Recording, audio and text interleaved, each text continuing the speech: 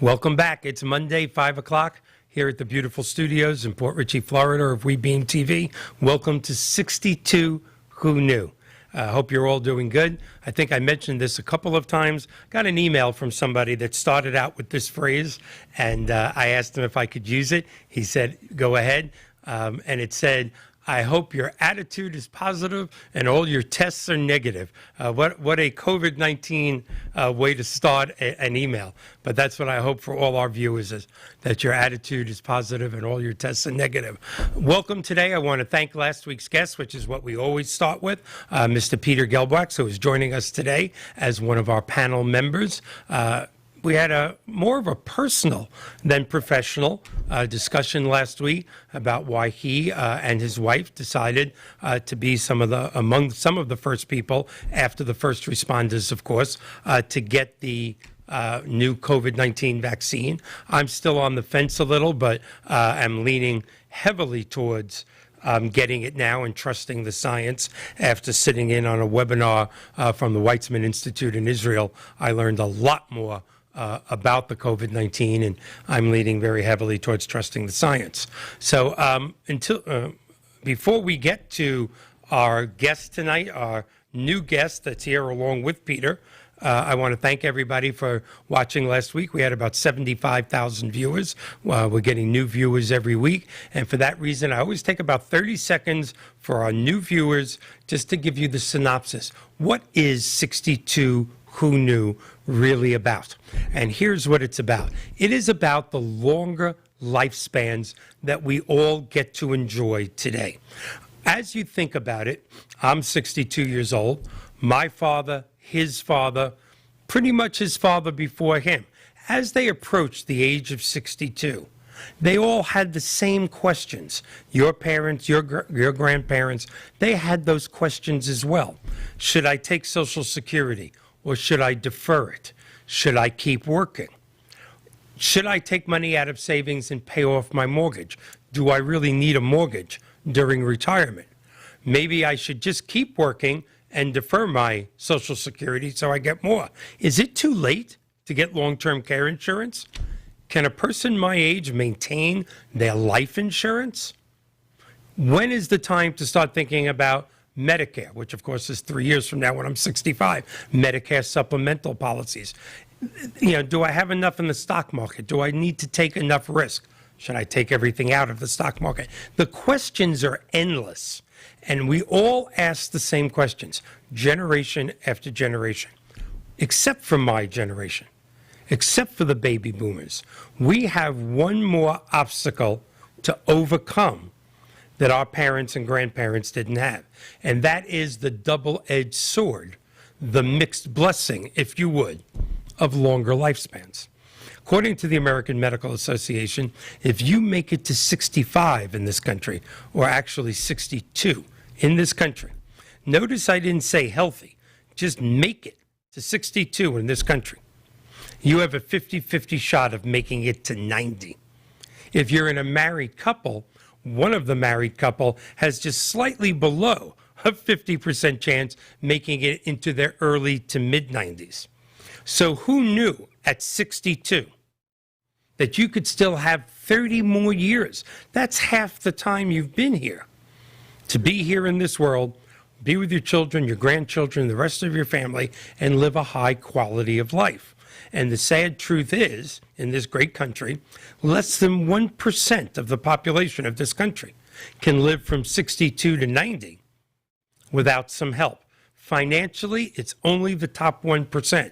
So we do have to work. We do have to be cognizant of our Social Security and deferring it. We have to be cognizant, certainly, of a medical event that would necessitate us having some sort of coverage, like long-term care insurance. Do we need a reverse mortgage? The question is, how does the other 99% of us get through that 30 years with style and with quality of life? And that's what 62 Who Knew is about. And obviously, the principal has been accepted. Our show is approximately, what is this, John, show 91? 91. So we're almost at 2 years. We're about a year and 9 months. And obviously we started at 0 viewers and are now up between 70 and 80,000 every week. So we thank you for that. And it is guests like we have tonight that have allowed us to grow to this audience. So without further ado, let's bring them on, John. Mr. Peter Gelbwax, who has become a regular on our show and has been spoken about on our show so many times. Our audience knows he's one of my truest friends, experts, confidants, a living legend in the long-term care insurance galaxy.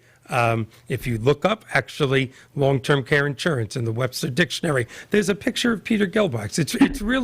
It's really amazing. So Peter is here with one of his best friends, financial planners, and nationally recognized, Mr. Tunde Ogunlana. And Tunde, welcome here for the first time. Thank you so much for being here. Yeah, thank you. Thanks for having me. I'm not going to read your whole resume because that would take too much time, but I do want to read some of it to make sure that our viewers really know, quite frankly, the depth of your experience, the depth of the opinions that they're going to hear today. I've only known you for a couple of weeks, but the couple of conversations that we've had, Peter sent me your newsletter today, your weekly newsletter, which we're going to make available to our audience. The insights of it are truly admirable, laudable. I mean, I don't know how anybody could not read this and walk away and go, I need to listen to this man. So just a little bit about Tunde. As a family wealth advisor, he focuses on serving clients and families in all the areas of their financial lives. Tunde actually founded Axial Family Advisors in 2015 after having spent his career employed by one of the world's largest servicing firms at the time. But he still felt he was limited to provide all the service he needed to. And of course, many limitations come from working with a large organization. So the need to step out on his own was right in front of him. This is his website, which is a beautiful website. He felt that need to step out on his own. And of course, he did it.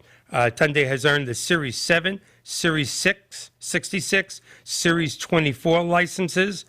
He is also a certified financial planner, a CFP. And just a quick disclosure that as a Series 6, Series 66, Series 7, we're not going to be doing any opinions tonight on investments. We're not going there. We're going to get the opinions of a highly trained and highly educated professional in the financial world. And again, we thank you for being here. I always ask the same question. I've had comedians on the show. I've had travel agents on the show, Peter's daughter. I always ask the same question. What brought you into the financial planning world? Why? Why would you pick that of all things? Well, first of all, thank you, Michael, for having me on. That was a very humbling intro and great. So before I get into that, I'm going to ask you, because I have 3 kids, if you can just come over to my house every day and make that intro in the mornings when I come out so that my kids understand. Absolutely. Daddy's getting ready to come out. Daddy's getting ready to come out for breakfast. Let's be prepared for this intellectual and breakfast talk now. And here he is. So let them know their old man accomplished something at some point. Let them watch this. but no, yeah, to answer directly, it's a great question. I'd say a couple of things brought me into this business. One is I do think, like most of us, there's something personal in it. So when I think about it, it's probably I was raised in Washington D.C. area. And my parents got divorced, unfortunately, when I was still a young kid. So I was raised by my mom primarily, and she had the typical kind of single mom check to check situation. So as a young kid, I'm talking 10, 11 years old, I kind of had this visceral emotional feeling that I didn't want to follow in those financial footsteps as much as my mom was awesome and she was a great person. But from a financial standpoint, I knew that I wanted to have a different level of control over my own finances than I saw her having over hers at the time. And so that's, I think, part of, if I really look back that far. And then, but my mom also instilled in me a great love for science and medicine, things like that, because she had gone to med school. And so I was actually a pre-med major at college when I was my first 2 years. And so I was all ready to go down that road. And unfortunately, even though I got A's and B's in all my anatomy and zoology classes, when I hit chemistry, chemistry and I didn't get along too well. And on the second F, my counselor told me that if I ever passed general chem, I still got to do organic chem.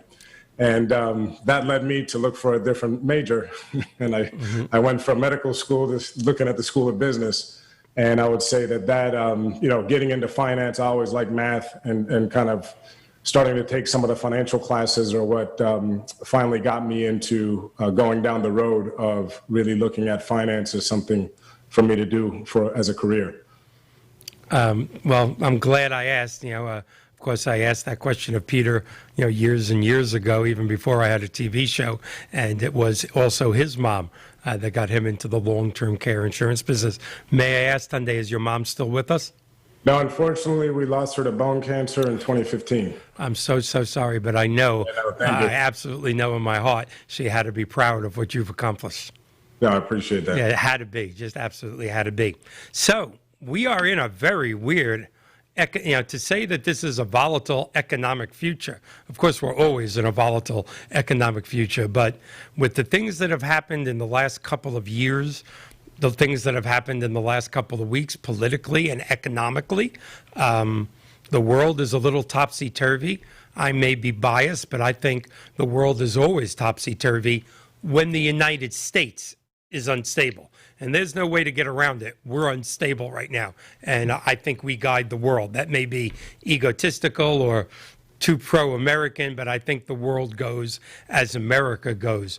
What do you see, not only with what's happening today, with a new regime coming in, but what do you see from the economy with taking into consideration COVID-19? What are we looking at in 2021, you think? I'll be honest first and say I have no idea. You brought me an honest person, Peter. Yeah, I know. It's tough being honest because we can just twiddle our thumbs for the rest of the show. No, but I say that straight up because I'm not going to sit here and pretend that I can forecast out the next 11, 12 months. Had we been here 12 months ago, I would have had, all these forecasts like everyone else, and then COVID showed up a month and a half later, which derailed everything. I would have thought last March, April, as we were looking at the world shut down for the first time ever at the same, everything shut down at the same time. And we were losing 7-8 million jobs a week. Remember those days? Yes. I would have thought that we'd be in a Great Depression right now. So the ability to try and predict in this environment, let's put it this way. Under normal circumstances, making these type of predictions a year out economically is impossible, maybe extremely difficult at best. So I think when we have the things like this global pandemic, it's impossible to forecast because let's just say that there is another aggressive strain as this recent one that we've seen come out, from the UK or, the last couple months. Let's say another strain happens to be aggressive and more fatal. Or let's say, there's vaccines in everyone's arm by June. I mean, those are two very different tracks. Yeah, very diverse thing.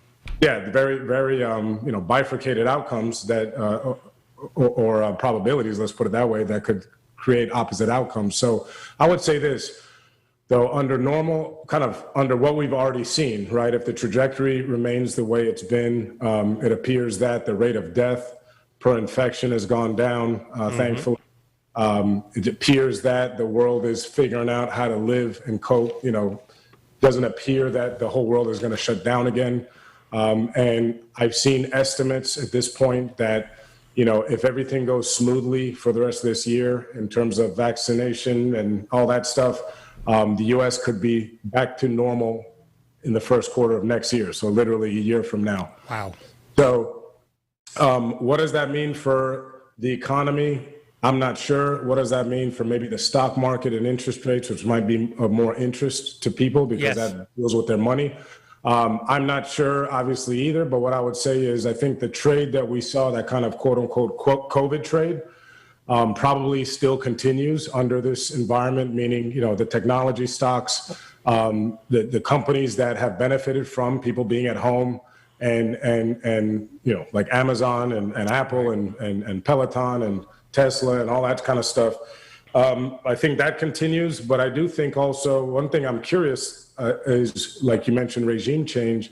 Here in the United States, we're going to have a new administration in 48 hours, and they're going to have their own spending plans. So it'll be interesting to see what those are. No different than the current administration had their spending plans, and that worked out for economic, like the growth of certain economic sectors. And that'll happen again with the new administration, that their spending plan will promote certain economic sectors. So I would make a guess, without getting into like deep politics, but we can assume that a Democratic administration may promote things like, let's say, clean energy.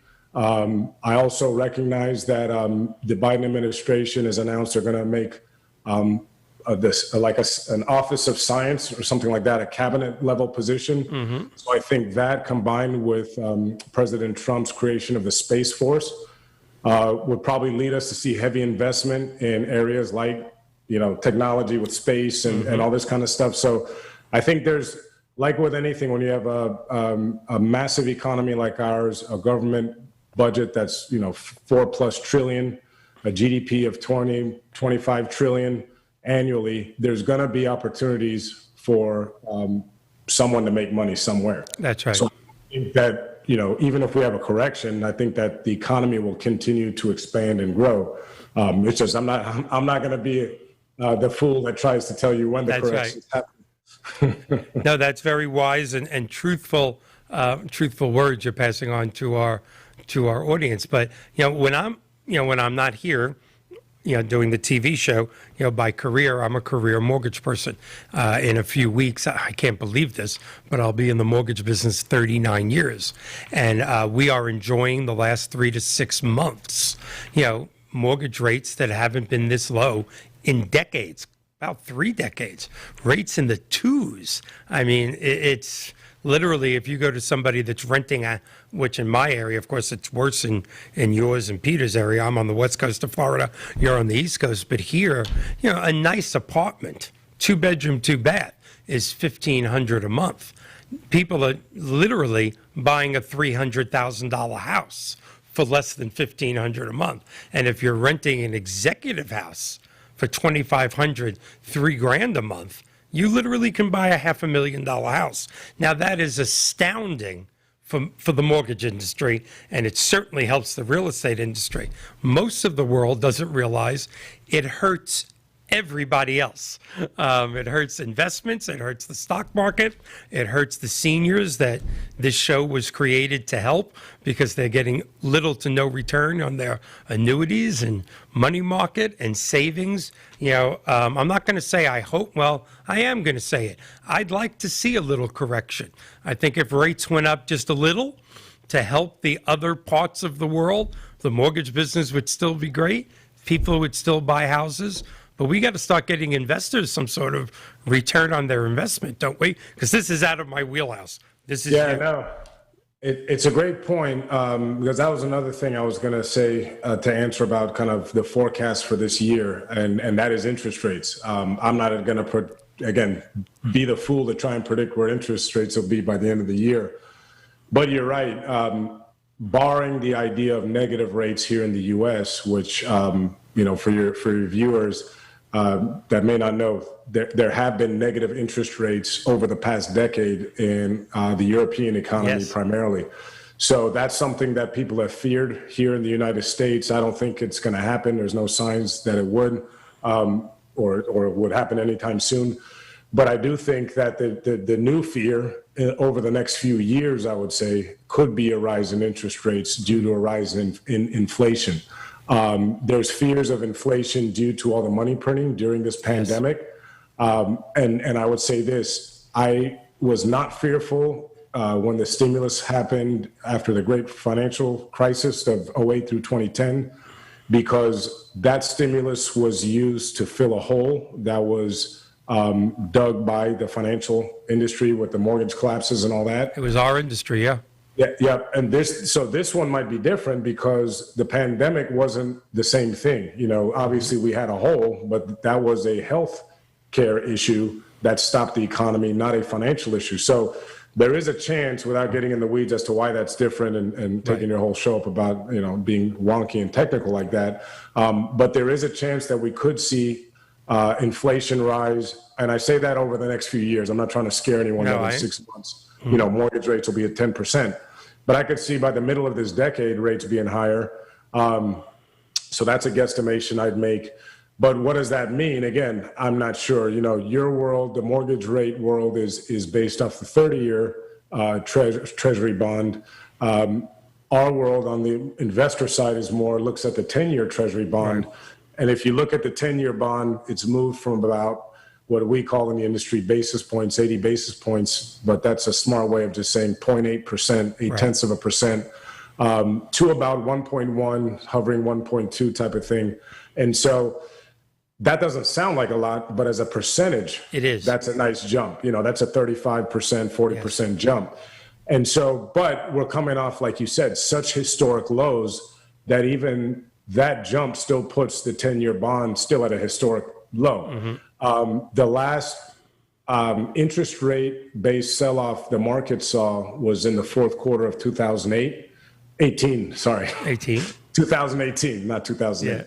Yeah. So just under 2 years ago. And that's when the 10-year bond just crept over 3%. Mm-hmm. The S&P 500 reacted by dropping 20% over a span of a few weeks. So you're right, Michael, that a rise in rates would potentially cause a correction because it would cause those who manage large blocks of money, the big institutions that have hundreds of billions of dollars, and everyone, I guess, to reposition portfolios in anticipation of getting new investments with higher rates. No one wants to sit on existing investments that have lower rates than new issues. So, but I think one thing that I've been trying to remind our clients about is that corrections are not unhealthy and they're part of the market. That's right.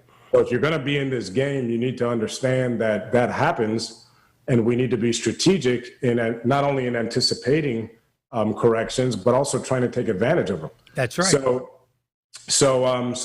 definitely the interest rate market, I think, will be something very interesting to watch. And you're right, savers and retirees have been punished, unfortunately, really over the last 12 years because safe investments haven't yielded much at all.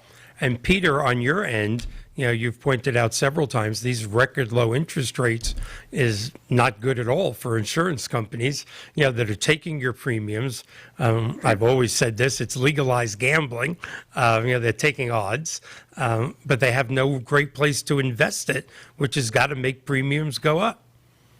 Well, it's interesting that you said that because no one feels bad for the insurance companies. However, they are going through what I call the perfect storm, which is, when it comes to long-term care, the actuaries, who I affectionately refer to as high-price guessers, they looked at the market and said, okay, this certain percentage of people are going to die. Well, that didn't happen for the most part. People, as you said earlier, when you opened the show, are living much longer than we ever expected. So people are living into their 90s and beyond.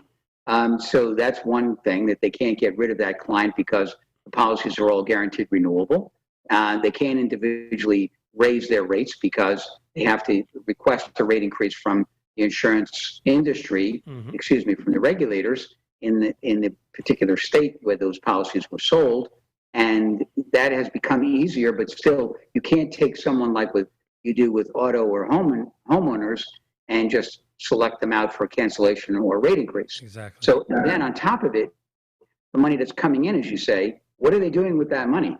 Over a long, sustained period of time, like we're talking about, what Tunde was just referring to, a 10 or 12-year period of time, that's totally devastating. Yes. To an institution, an institutional investor.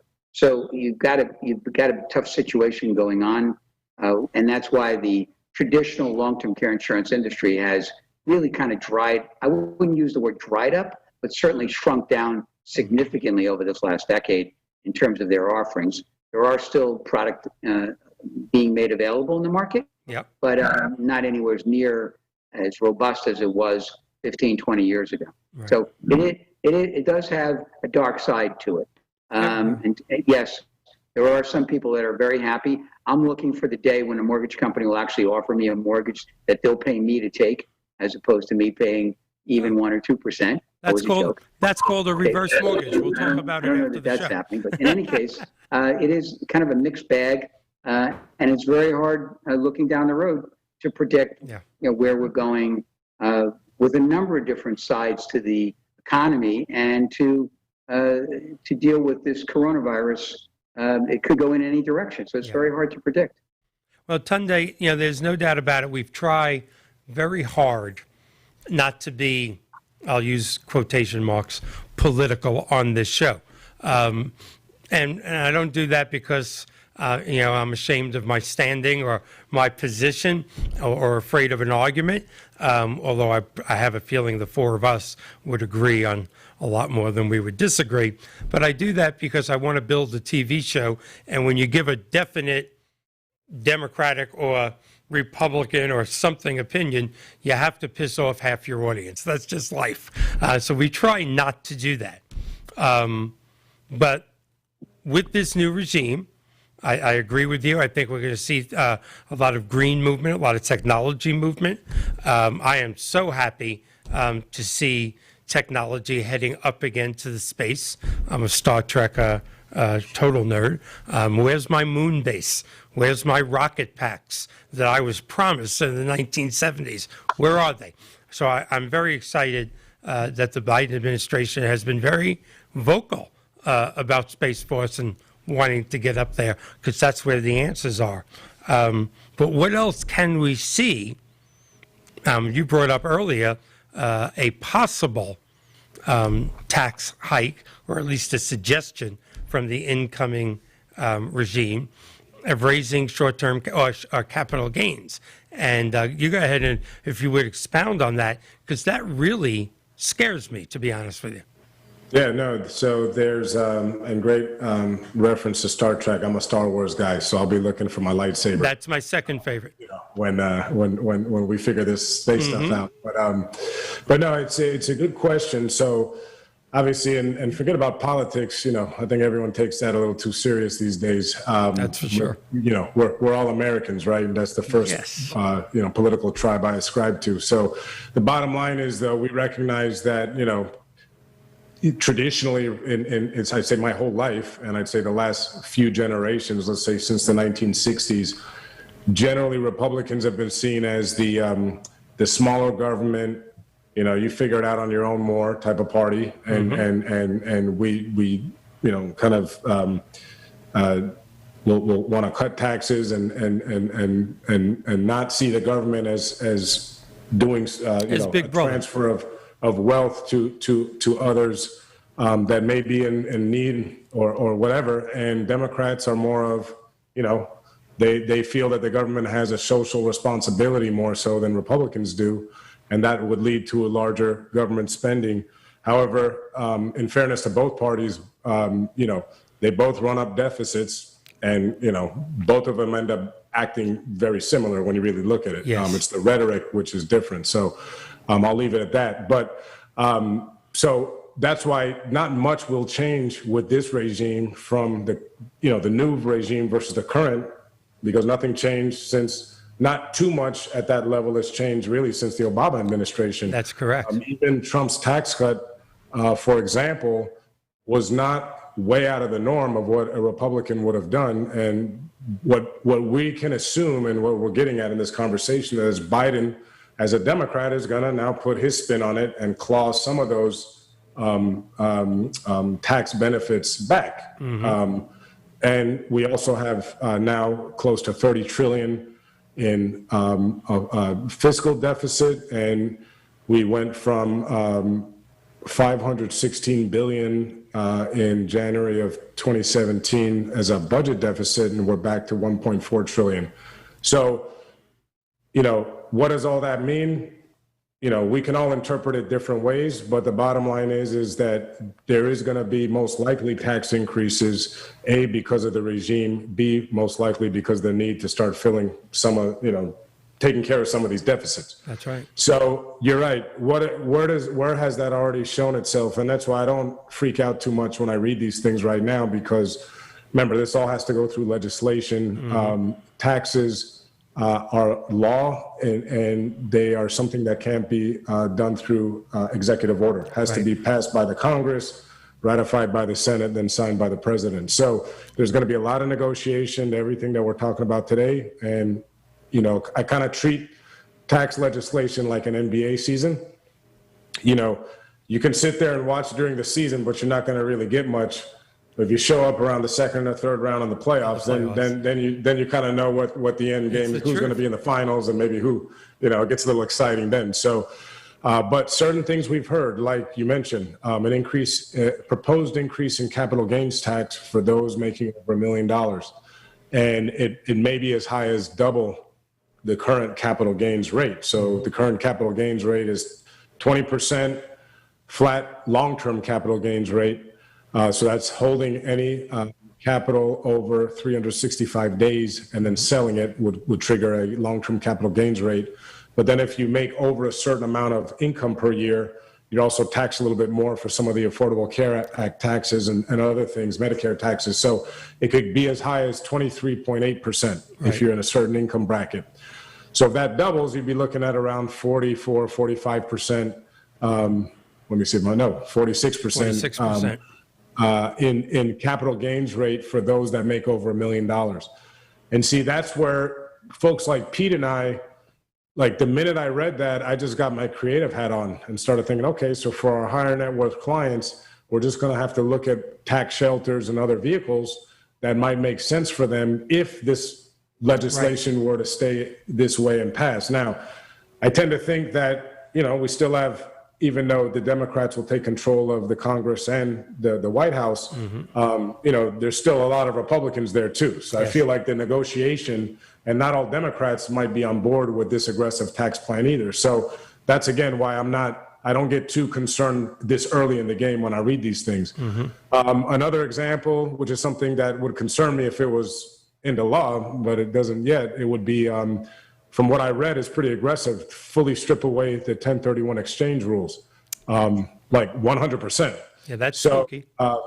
I was already unhappy under the 2017 legislation when they stripped it away for everything except real estate. Let's not get into big real estate developers lobbying the White House. But the idea is that 1031 exchange, for those who may not be familiar, is where you can take an asset. Let's say you buy something at 100,000, 10 years later it's at $1 million.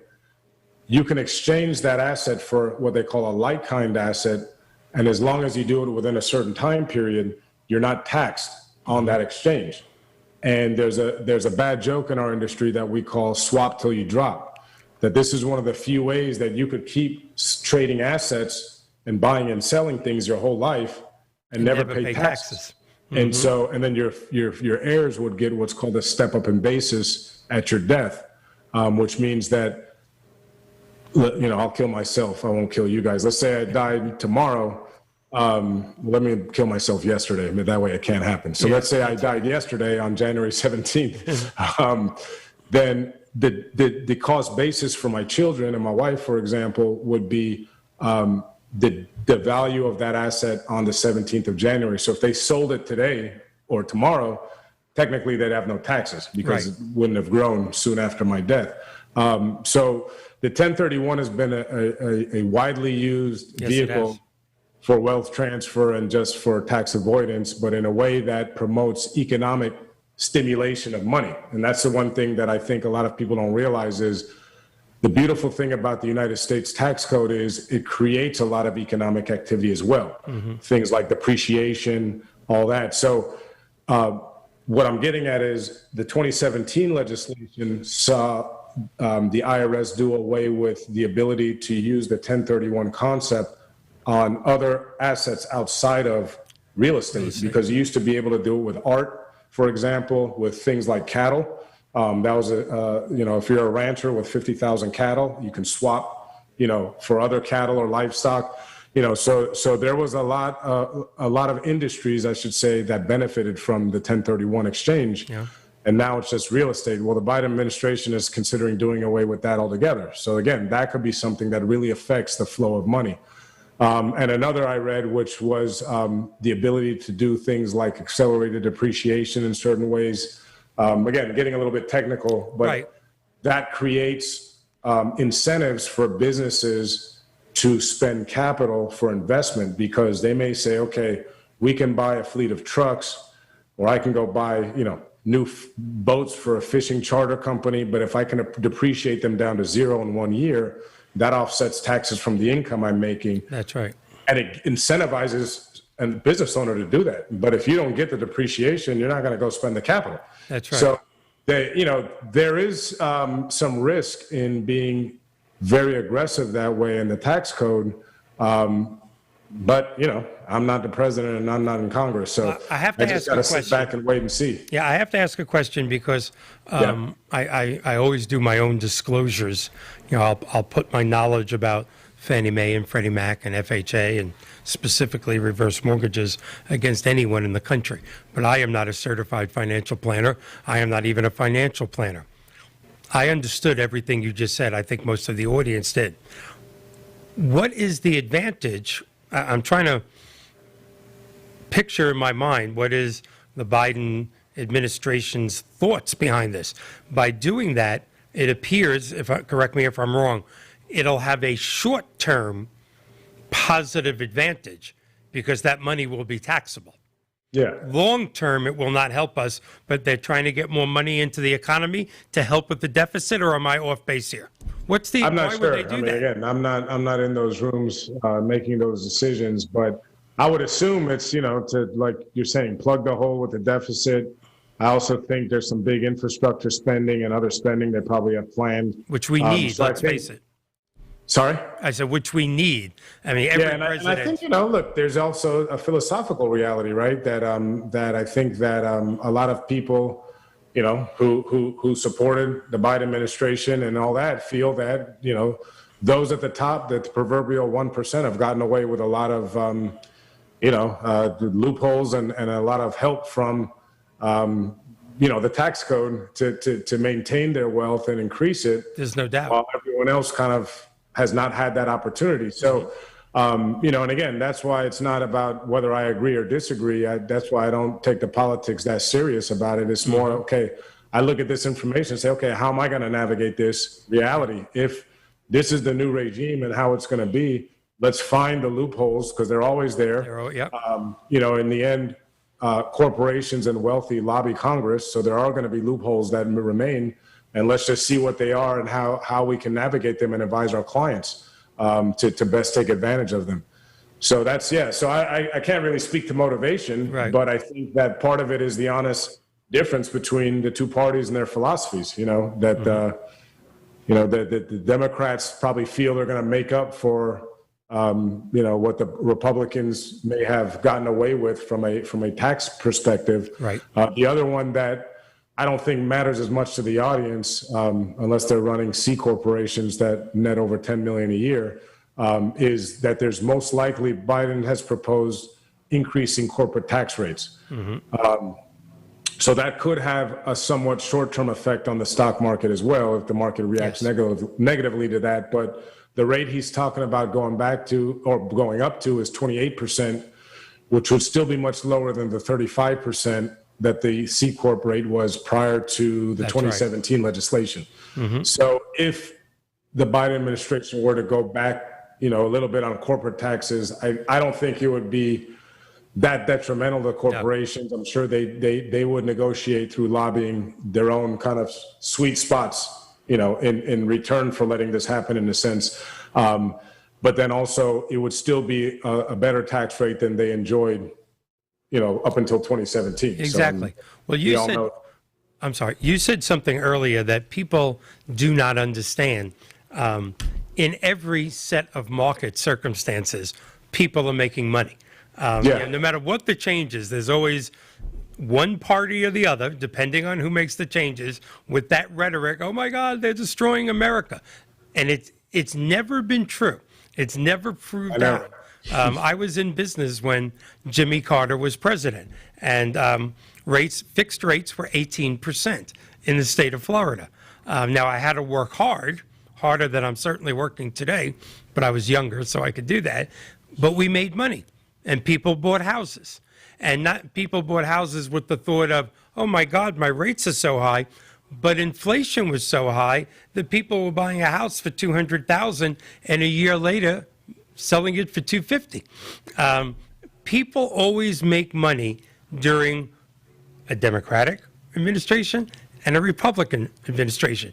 They just have to have the right advisor guiding them and not react, quite frankly, to what they see on TV, which is as scripted, as the WWE, wrestling show. They had, well, and social media.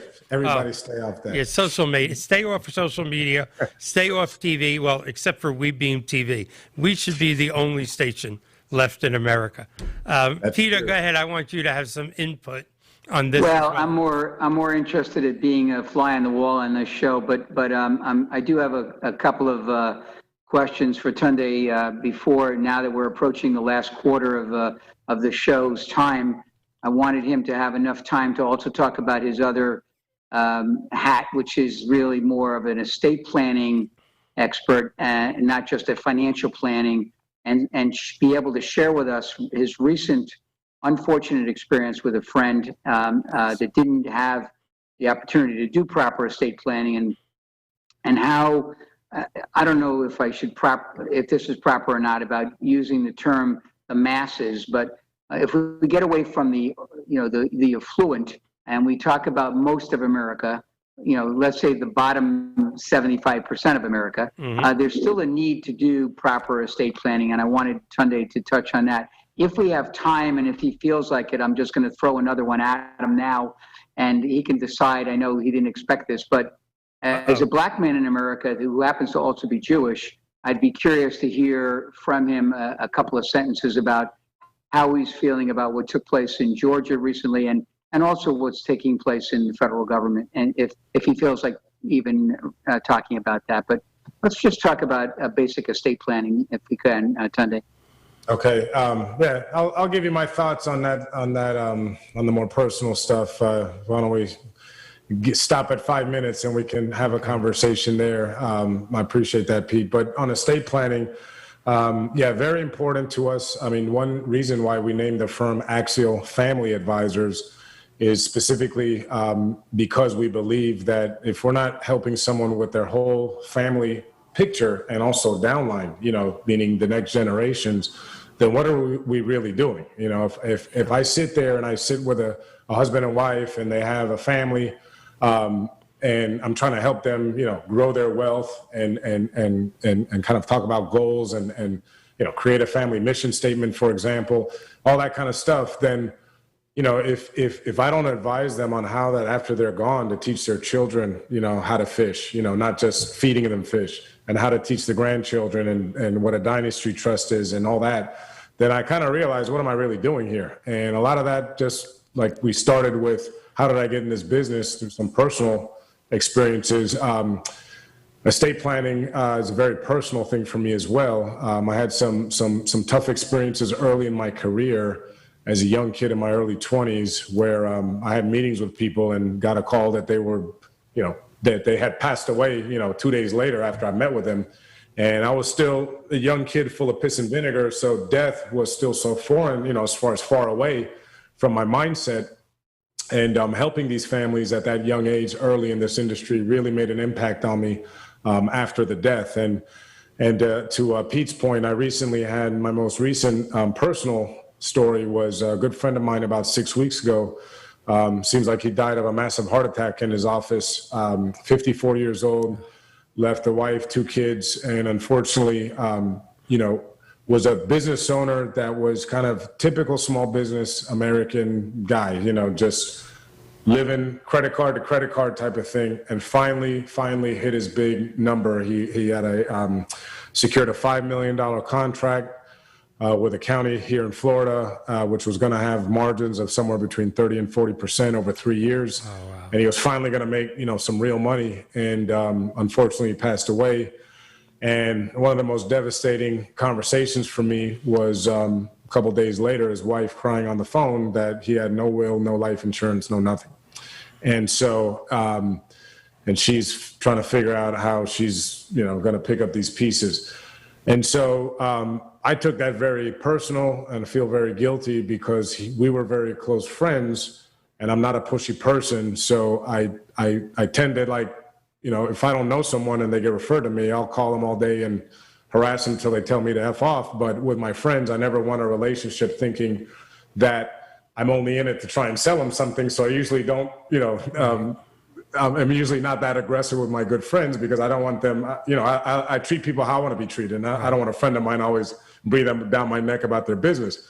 So I'll usually check on a friend and say, are you okay? And if they tell me, yeah, I'll leave them alone. Right. And so, I've learned my lesson. I need to be more aggressive than that with the people I care about as well. So, but it was another wake-up call that, again, how important estate planning is. So, to Pete's point, things like a power of attorney, a healthcare directive, I tell people that's for when you're not even dead. So, and we're in this era of COVID. And so, someone could be in an ICU bed alive, but, someone, they need someone to maybe write checks on their behalf, right. Paying a mortgage or paying a bill. So the powers of attorney, healthcare are part of the living will package, which is part of the overall estate planning process. That's very important. The will is for the probate court to tell you who gets what. And I think, going back to politics, one of the things that I've been very,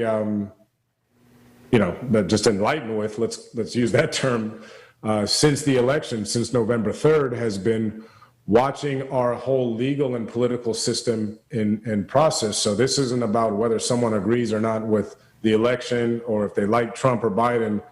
My comment is simply, I've been so patriotically proud to be an American watching how the court system works, watching how the Senate debates things and all that, and, watching the Electoral College count on live stream, all these things that prior to this moment seemed very boring and that we never paid attention to. Mm-hmm. The reason I bring all this up is that the strength of this country's court system is where I'm going with from an estate planning standpoint. The probate court is state by state, not federal.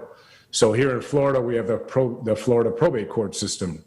The Florida probate court can charge up to 3% for assets coming through its system. So if you have $1 million, in your estate, your probatable estate, up to $30,000 can be charged by the court. And I explain to clients, that's no different than divorce court or traffic court. It's another revenue stream for the state, and that's their right to do that.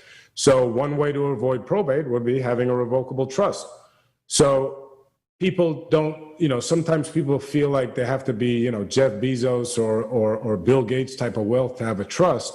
But again, if you have a single family home, maybe a vacation home, you have some assets, titled in your name, just for that, saving your family the 3%, the headache with going to court, maybe the public records that will be opened up because the probate court is public. People can go and see, what's going through there. So those are all reasons why some people get a trust more than just a will. So those are all things, I guess I'll stop and let you ask questions, Michael, but those are all reasons that estate planning is very important and something that should be considered, to Peter's point, by everybody, not just the perceived wealthy. Yeah, I think that's a perception in this country for many, many, many decades, that the rich need to plan. I'm a normal family guy. I've got a little in the 401k, got a lot of equity in my house. I don't need a financial planner. But the truth is, in today's complicated tax codes and also volatile economy, that person does need a financial planner. Now, of course, that brings up another conundrum, because I do business with a lot of financial planners who refer me reverse mortgages. There are a lot of financial planners out there that don't want to speak to you, unless you have a net worth of $1 million or $2 million. I don't begrudge that, but that's maybe 1% of the world or 1% of the country. How do we get that other 99% to dial a number? And the truth of the matter is, it's a hard conversation.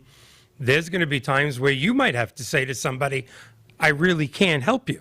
You have nothing in savings. You're living paycheck to paycheck. I've asked you if you want to start a 401k or an IRA. You have said no.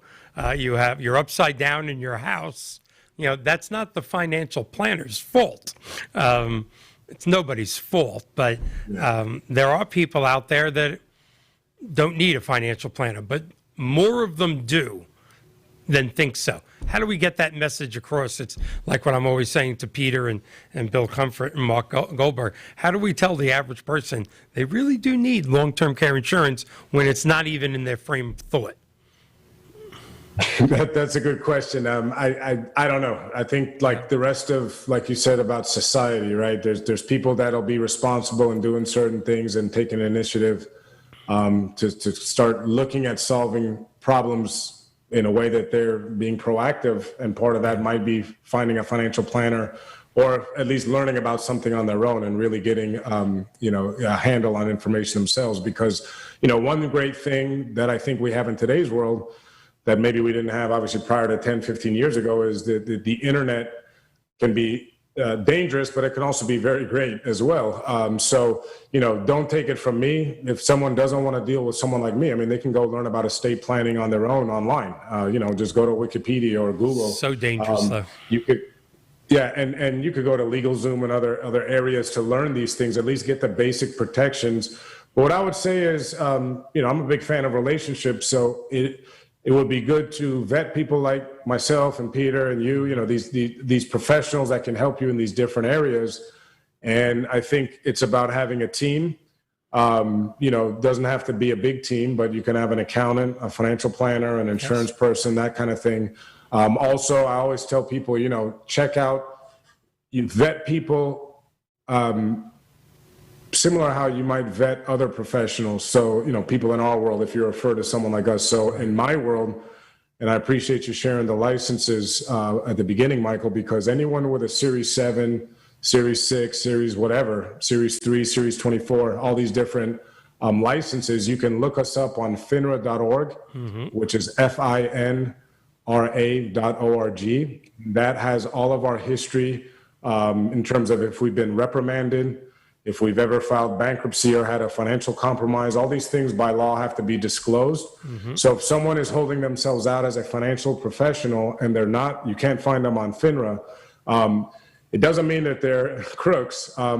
There are instances where you can give financial advice legally without being licensed like us, but that's rare, and that has its own caveats.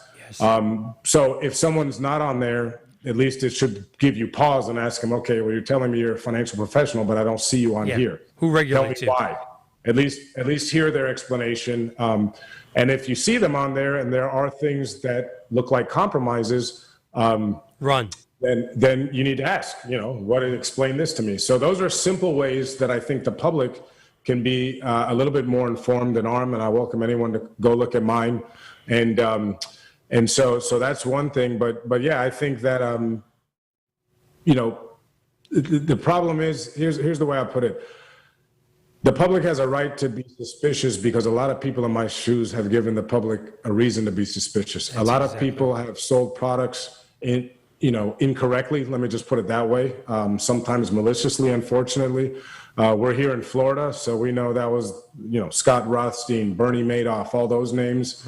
They took advantage of the higher net worth crowd, but there's thousands of insurance agents and others that rip people off with, things like annuities and other products that unfortunately they didn't disclose, things like surrender penalties or other things, and the public just got a bad taste in their mouth for people like us in the last couple decades. So I think that the public has a right, and I understand why there's a lot of distrust, but what I often tell people is you got to find someone, and at least find someone you can trust. Yes. And I would say the worst type of people I've ever met, and that sounds terrible, I didn't mean it to come out like that, but right. I would say the first mindset, let me put it that way, from a consumer, is the ones who, and I just dealt with someone like this a few weeks ago, they're the type that call you they want to get all this information, but they don't trust anyone.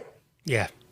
So they call 5 different financial advisors and ask them about the same question, and then they're trying to play everyone off each other, and then they read Tony Robbins' book about money or something, and then they're making all these assumptions off of things they're reading in these different places. But what they don't do is they don't stand still to meet with someone that's in my shoes or Peter's shoes. That's right. And really just get and figure out what's good for them. You see what I'm saying? So I would say to the audience that trying to shop for information is just as dangerous sometimes as not having any, because then you're a deer in the headlights and you're just not going to do anything. So it's still worth interviewing people. Yes. And finding someone that you're going to be comfortable with. And I would say, measure the person in my shoes off the patience they have with you. That's probably a very good barometer. Exactly. Because that's the one thing, to your point, Michael, I never make someone feel guilty for interviewing me or asking a bunch of questions, because the way I look at it is their money. They have a right to vet me, just like I want to vet someone who's going to be dealing with my money. All right. If I were to hire a new accountant or a new attorney to give me advice, I'm going to vet them. So that's the way I would say to your audience, just don't be afraid to ask people like me a lot of questions. All right, we got 90 seconds left. We wanted to do this at the 5-minute mark. Peter did ask a personal question. I don't know if it can be answered in 1 minute and 22 seconds, but we're at a weird time, and we can go over that minute. The television show will stop, but we're also a podcast on many different platforms, and when this goes to YouTube, LinkedIn, and Facebook, it will have the full episode. And if you care to answer that, you don't have to worry about the minute. No, definitely. So if I remember correctly, may need to repeat it, it was about just being Black, Jewish, American, and whatever else we can throw into that mix of and stir it up, right? Mm-hmm. So, and what I think about the last few weeks, whatever, right? So I would say this, especially as being I grew up in Washington, D.C., so I take Washington very personal for me.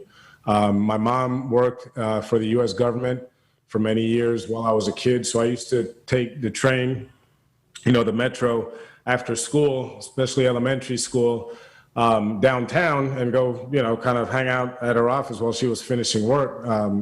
And her office was about a block away from the Capitol building, right near the mall, with the Smithsonian museums and all that.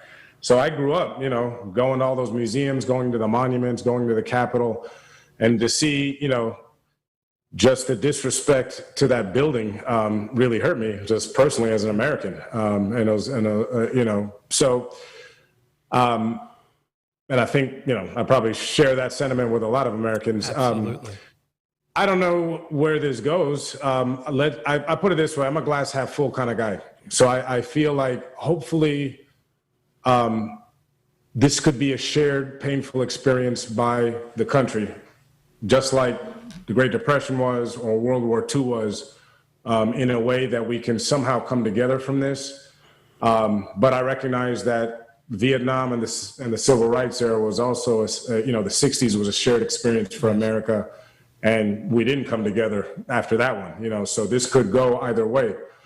I think it's becoming more obvious as it hasn't even been 2 weeks now since that insurrection, but I think from what I'm seeing on the news, it's becoming more obvious that a lot of Americans, I think more so than I understood, believed a lot of things that were untrue about the election and all that, and really took, I guess, storming the Capitol as a serious way to deal with it. I don't know what the end game. And I guess was the maybe, end game?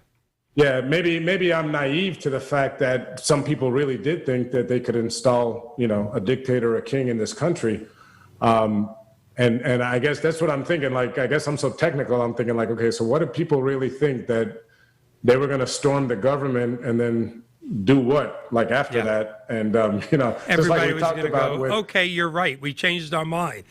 What was the end? Like you said, it was no, and I'm just thinking, because like with my financial knowledge, I'm thinking, okay, so the U.S. Treasury, the Federal Reserve just issued $6-7 trillion worth of treasury bonds, in the past 12 months dealing with the COVID pandemic. Like, I'm thinking, who was going to be the person? Was it the guy with the horns and the bearskin thing that was going to go sit in the office of the Treasury and deal with, making sure that all worked out well? So that's what I mean is a bit of a ham-fisted coup, in a sense, that we're starting to see, because as much as I don't like using that term, what I'm learning from just the information is that this was actually planned and in a certain way. And we saw the people with the zip ties and the guys chanting that they wanted to hang the vice president. So clearly, this wasn't just a spontaneous thing that got out of hand. People came in there with certain game plans. So, I don't know where we go from here, but. Yeah, go ahead. I'm sorry. Go ahead. It's just interesting. And I think all the analogies I've heard about, if these were other types of folks storming the Capitol, that the response might have been different. I can believe that. Had this been, people with, Arab names, chattering online on social media about attacking a U.S. government building, I think it would have been reacted to differently. The Army would have been there. So I just think that, this is a moment, unfortunately, where we can take a look and say, okay, everybody can be radicalized. Yes. I think this is an example similar to like what we saw with ISIS or Al Qaeda over the last 20 years. And we used to say, what's wrong with them? They're getting radicalized online.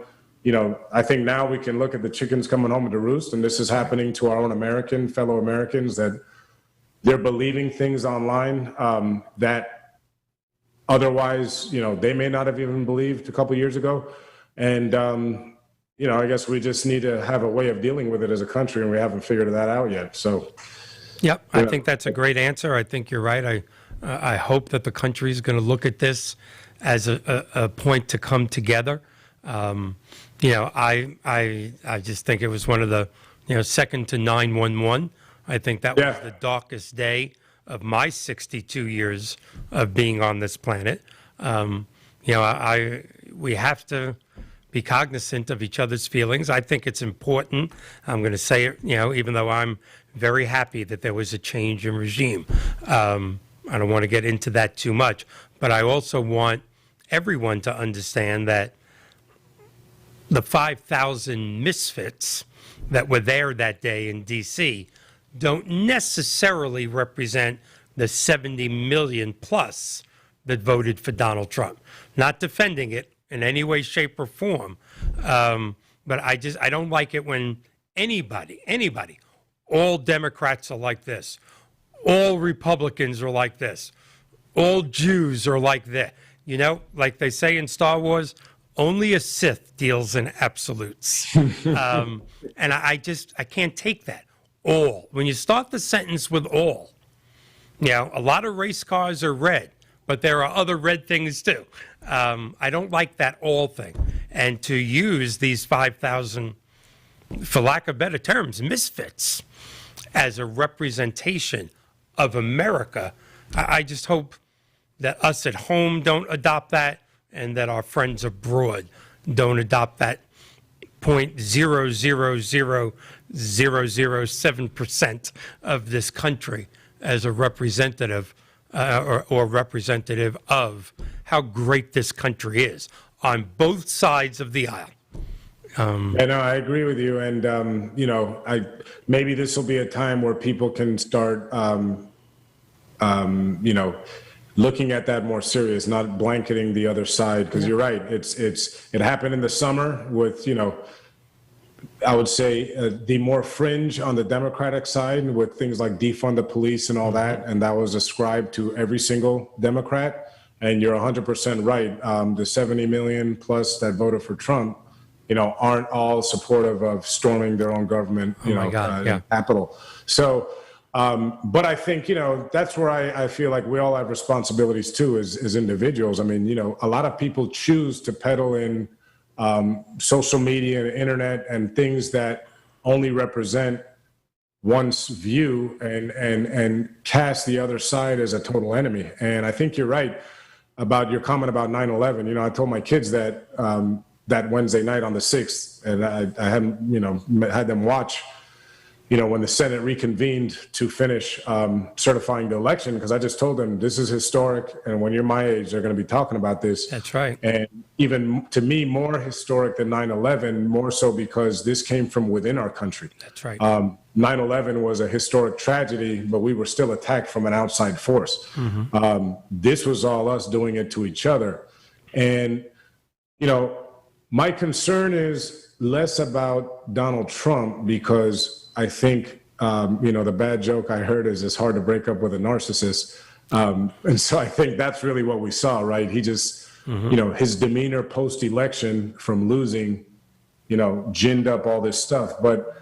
And he'll be gone, and that'll be life, just like every president. And that's where I feel like, my patriotic fervor was heightened during this time, because I thought, what a beautiful system these founders created. That's right.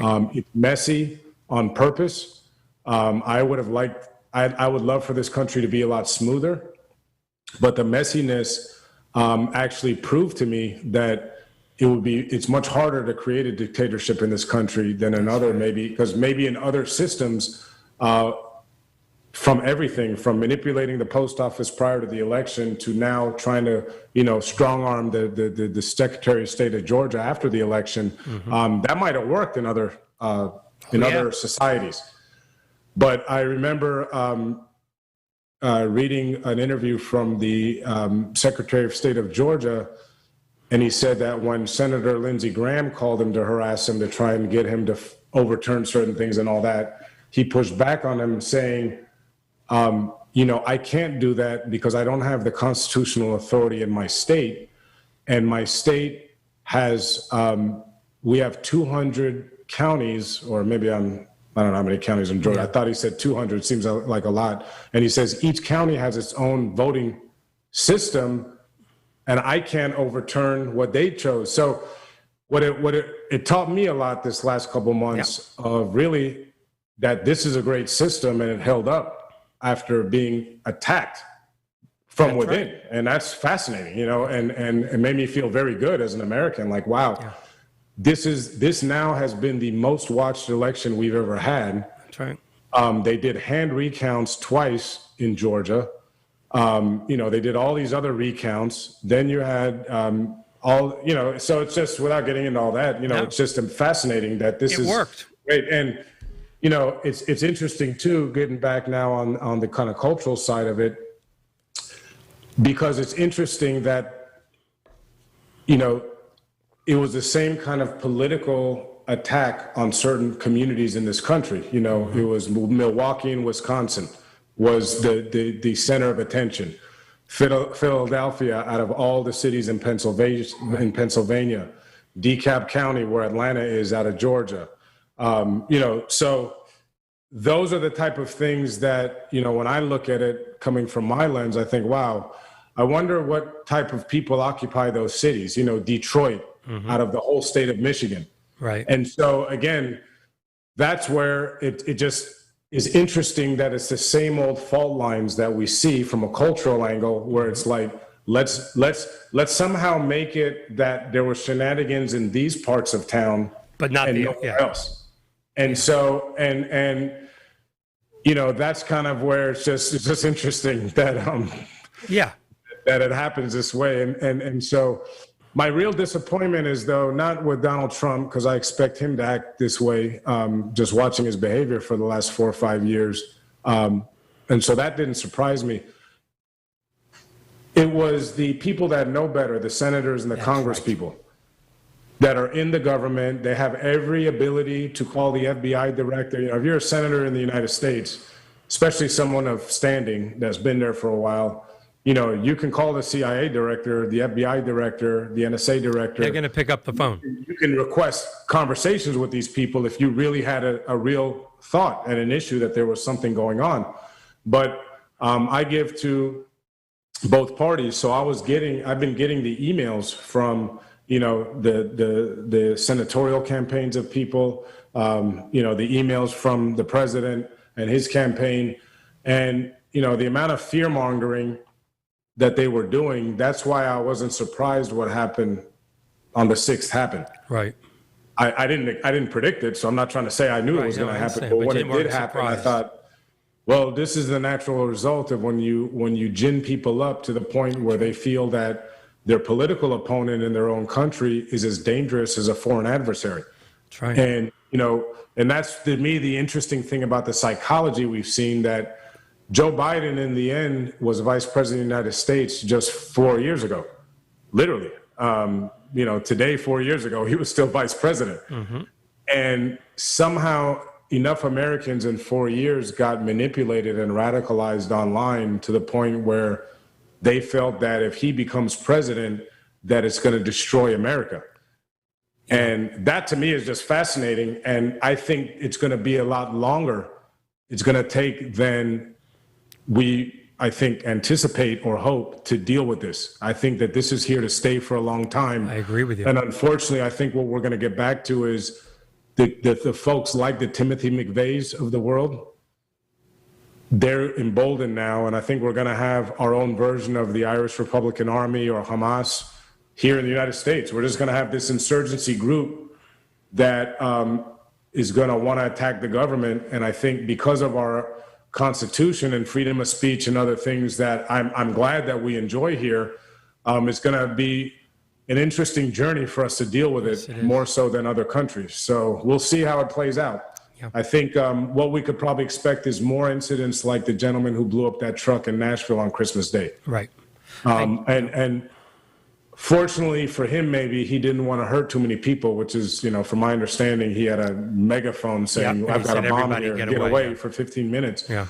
We may not be as fortunate for the next, That's right.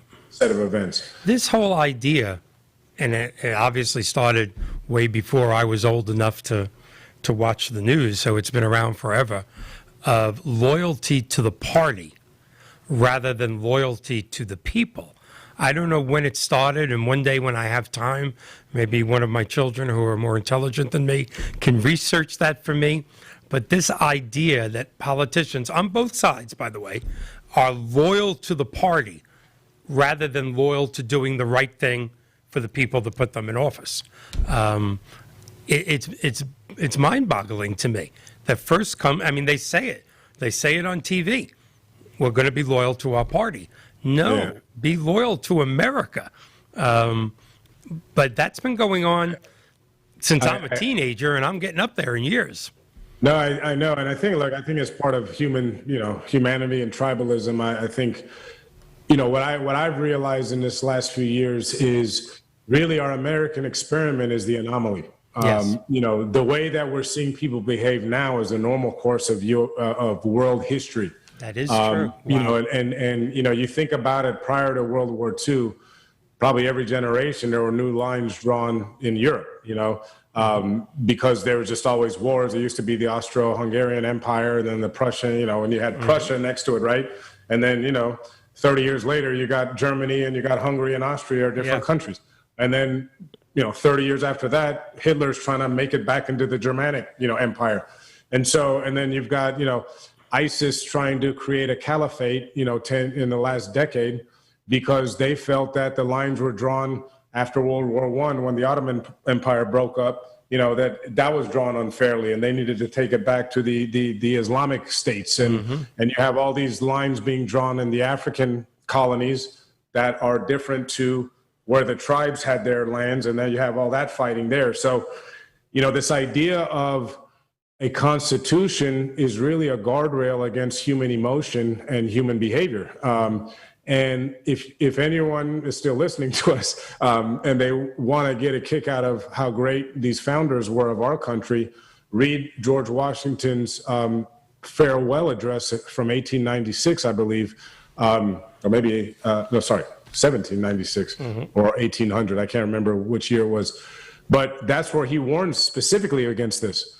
And he warns against the idea of political parties. And remember, this was founded as a constitutional republic. So, the idea of political parties is really about tribalism, and it's about having a side. And we've treated our political parties now like sports teams. And, whether they're doing the right thing or not, whether they cheat or not, I just want my team to win. That's And right. so, and I Great think, analogy. yeah, and I think it reflects then back on the individual who is supporting that team or that party, right? Like I love basketball, so, and we live in South Florida, so let's just say I'm a Miami Heat fan generally. But I want the Heat to win, but I'm the type of personality that I wouldn't want to see them cheat to win, right? Like Right. I don't want, to know that my team won because everybody was on steroids and the refs were being Right. paid under the table and all that, that's not a fair win. But there's a lot of people that will accept winning like that. Absolutely. They'll pretend that, oh, that didn't happen. We just won. We're that good. And I think that's where we're at now with politics, where, there's people that want politics to happen in a more fair way. They want to win, but if they don't win an election because their ideas didn't rise to the top, they're okay with coming back. That's right. For a fight, a fair fight the next time. And there's other people that are just, the ends justify the means, and I need to win at all costs.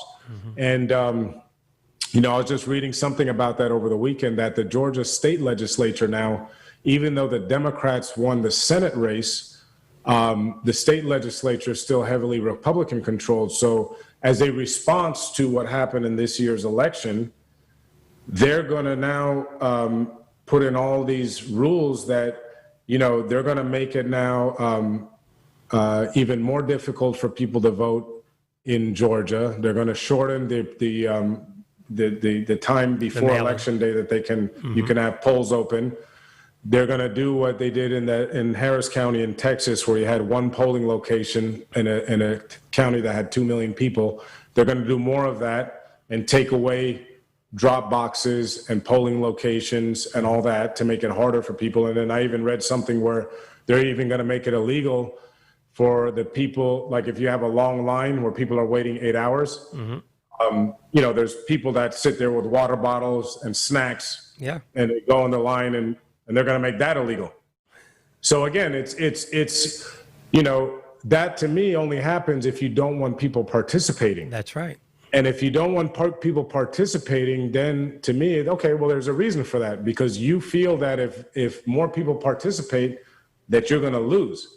And so that's what's more disappointing to me, is that instead of saying, okay, well, why don't we just compete with in the space of ideas and try and win all these people over, we'd rather just stop these people from having a chance to vote. And I think now getting in a little bit more granular on things like the racial side of things, I think that's where, going back to when you look at the cities within the states that have been accused of doing nefarious things, it's again, if I gotta look, those cities usually have higher minority populations than white populations. So it again makes people like me feel like there's this constant meme out there that, oh, well, see, if it wasn't for the blacks or these others that are cheating, everything would be great. Everything would be perfect. Yeah. And so, and that's where sometimes, a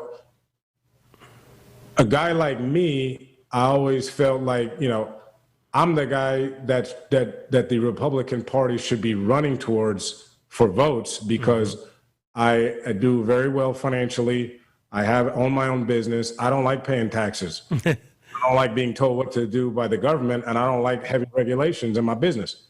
So I always, like the Republican Party from what the rhetoric is, but when I see behavior like that of trying to disenfranchise groups of people based on who they are, and that is well documented. I don't need to get into it too much deeper here, absolutely. But if someone wants to debate me, they can email you and we can have a debate on that, and I can bring in facts. That's kind of where I always felt like, well, why don't you just go into the black communities and just compete for their ideas? That's right. It's instead of just always playing these games of, limiting polling locations and doing this and that, because in the end, the way that the demographics are going in this country, you got to keep twisting yourself in knots and playing these games, and it's going to get harder and harder. That's exactly. And so, and I think that's what led to a little bit this last couple of weeks, and then the insurrection stuff, because I think a lot of people in this country have a hard time believing that if everybody exercises their right to vote and has a chance to do it, that they're not going to agree with a smaller minority of thought in this country. And so, you know, it's just interesting. And the other thing I think that we saw too with the insurrection, which makes me realize that I don't think, and I was naive to this, and I didn't used to say this publicly, but I don't care anymore. You know, it's a beautiful thing about hitting my mid 40s, is that, you know, I think a lot of Americans don't want democracy. I don't think they believe that everybody should participate in this thing.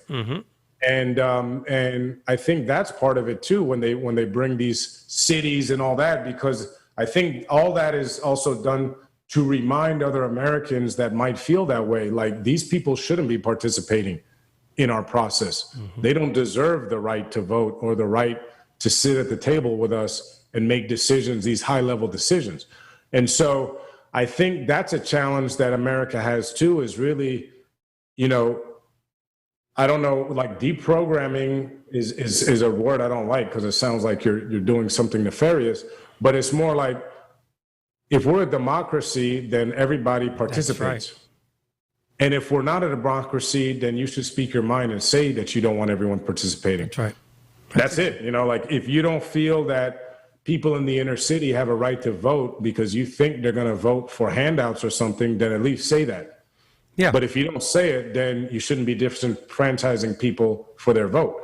And so, you know, that's where I think what we've seen in this recent period too is that the actions of some, like those in the Congress and the Senate that don't want to certify the election, what they're basically saying is, you know, and this kind of meme of, we need to throw out the illegal votes and only count the legal votes. Well, there's been no proof of illegal votes en masse. So if you're just trying to, like the way the president was when we heard that tape with the Secretary of State of Georgia, find me the votes or throw out these other votes. So again, that's why I think instead of being honest and just saying, I don't think these people should be counted because of X, Y, or Z, that's where a lot of the rhetoric, you know, runs into itself, and it doesn't make sense because, oh, I believe in democracy, but yet you just heard me tell you to throw out these legally cast votes. So which one is it? So I think there's a lot to be unpacked, but I'm glad this is all happening because it's sunlight. That's right. And so the best thing that can happen is everyone's learning, again, how the system works and how some people's attitudes really are. And so, again, I was naive to this before. I don't blame you.